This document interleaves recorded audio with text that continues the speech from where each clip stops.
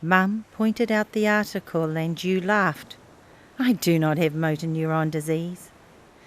Unfortunately, Mum was right.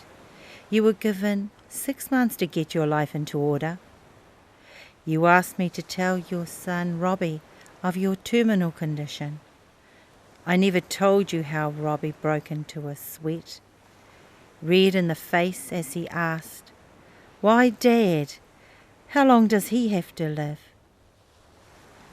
When the neurologist asked about family history, why didn't we think of Nanny Collier on Mum's side? Remember the stories? Her hand shaking with Parkinson's, trying to steady her cup and saucer, while her mukapuna would laugh. "Long tea or a short tea, Nan?" Does not seem so funny now. You married young, but married right. Debbie loved you, and you were a wonderful dad to Jason and Robbie. And when little G was born, your eyes lit up. You couldn't speak, but you watched him like a hawk. Trust you to prepare for your tangi. You wanted to lie next to Dad, near our grandparents, in our whanau urupa, so you wouldn't be lonely. You made sure you laid out your list. To be on our marae, no finger foods, to follow the kaupapa, right down to who would take turns to carry your coffin. What clothes to dress you in, your mahogany coffin purchased online, laying in wait in the shed.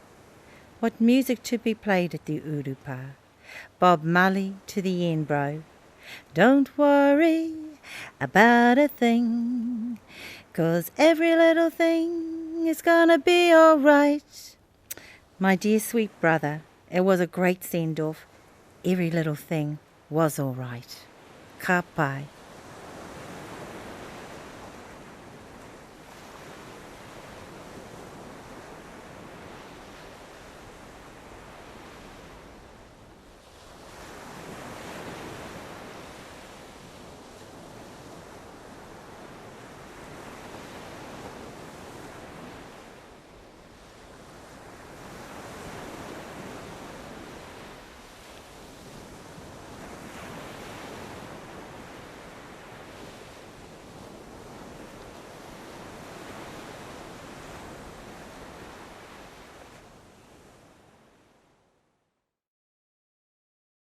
What do you think is the most important message out of this story, Tess?